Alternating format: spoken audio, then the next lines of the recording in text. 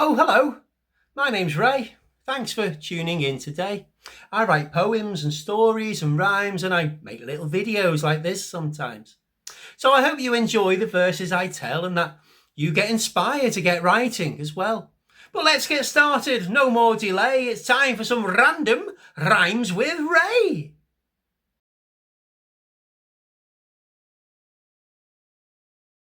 Hi. The topic for this episode of Random Rhymes with Ray is remembrance. And we just particularly do this in November, around November the 11th, which is known as Remembrance Day, especially here in the UK. And it's a time when we remember World War One, World War Two, and it's important to remember all the other wars that have happened in our history, in our present, okay? Because there are wars going on at the moment. Don't forget about those. If you turn on the news or if you talk about it in class, maybe you'll know that there are different wars going on. And it doesn't matter when you're watching this video, unfortunately, there will probably be a war happening somewhere in the world because that's just the way the world is, I'm afraid. So it's very important that we think on, remember those that died in wars, those that were able to survive wars, because it's important because the memory of a war can live with people for a long, long time. Of course it does. It's very stressful, traumatic time, war. So, in this episode, I'm going to share two of my poems which I've written about war or connected to war and remembrance. And then at the end, I'd like you to, well, I'm going to ask you to research, read up, and remember. Instead of writing a poem, there's lots and lots we can learn from other people's poems, from people's stories and movies and TV programs. There's lots of stuff which is out there to help us remember about the tragedy of war and how nobody really wins in a war. That's important to remember too. Anyway, here comes my first poem, and my first poem is called Research, Read Up, and Remember.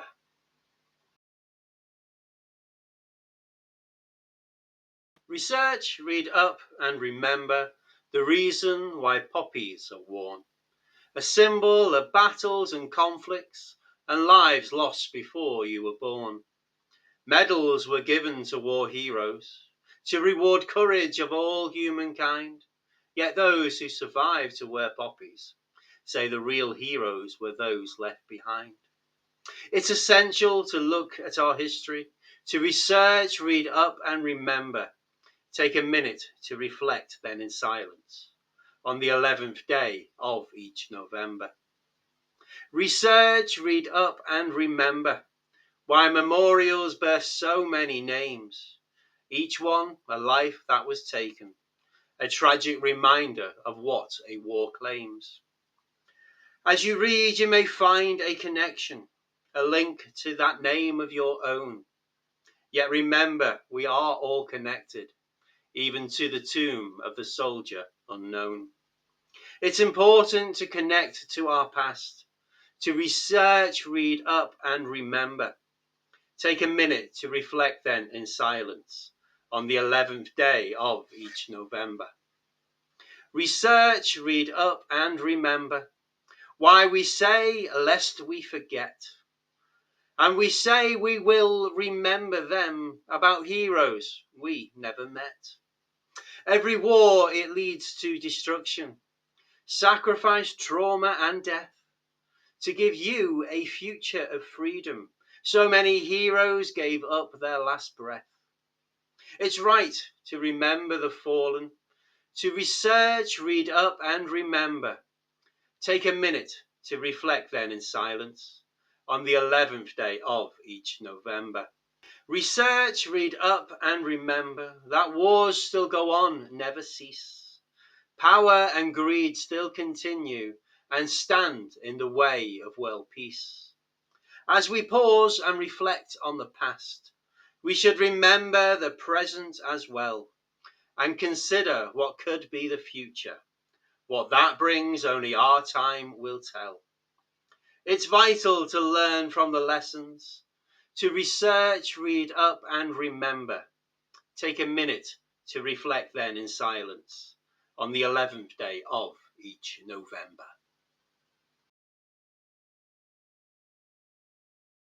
Well, there we go. The importance of research, read up, and remember. And the next poem I'm going to share with you, I'm going to explain it a little bit before I do, because I spent some time when I was younger in Germany. And I also spent some time in West Germany. Now, if you look at a map these days, you'll see Germany is one big country.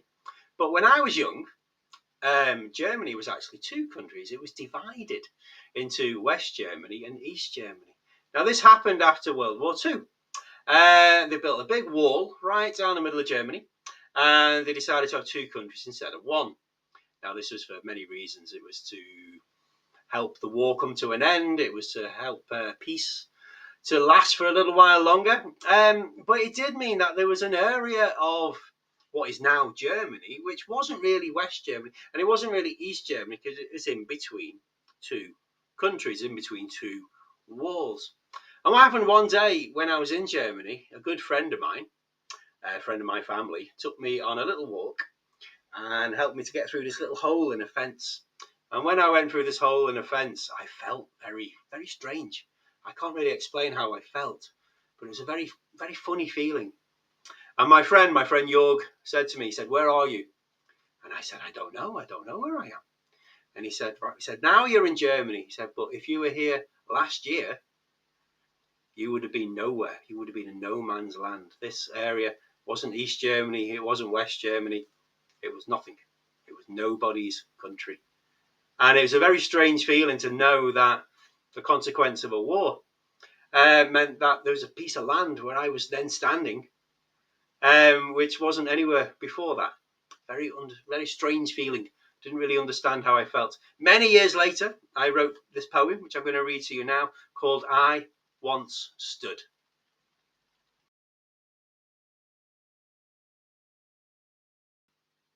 I once stood in a space that wasn't a place, not in the true real sense. Nowhere but somewhere, stillness and stale air, accessed through a hole in a fence. Both left, right, a tower, those symbols of power built from a threatening stone, where soldiers on guard without a regard shot freely at persons unknown. Not east, yet not west, a place to contest. A land was divided, a wall, simple line on a chart, tore families apart, till the day the oppression did fall. Just 2 years before, because of an old war, where I stood was a land for no man. Now plain, open field, with history concealed, that twisted and damaging plan. If I'd stood on that turf, that cold lump of earth, I would have been under attack. Due to repression, a trigger's depression, be shot in the front, same as back.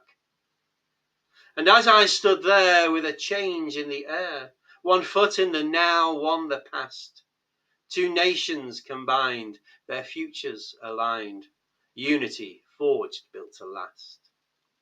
As it happened that day, I turned, walked away, where as many shot dead never could. The boundary removed, liberty improved, yet history stands in that place where I stood. Well, there you go. There's two poems of mine which I've written about war and remembrance. Now, of course, I was never in a war. I've been very lucky in my life never to have been in a war.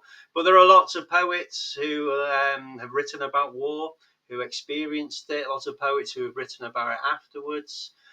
So what I'm going to do when I ask you to research, read up and remember is I'm going to put a screen together with lots of different poem titles and the names of poets to help you start your research. But I'm sure you'll be able to find lots of other poetry about war. There's lots and lots of it. You may have even studied some of it at school, of course. But it's important, as I say, to research, read up, and remember why it's important that we should remember. Take care. Peace.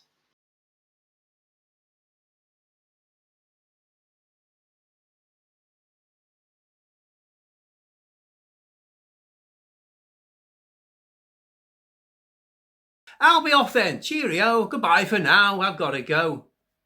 Ta-ra for now, back and on, by which I mean later on. Be lucky, stay safe, goodbye, ta-ta. Don't you go changing, stay as you are. Toodle pip people, so long, adieu, and until next time, take care of you.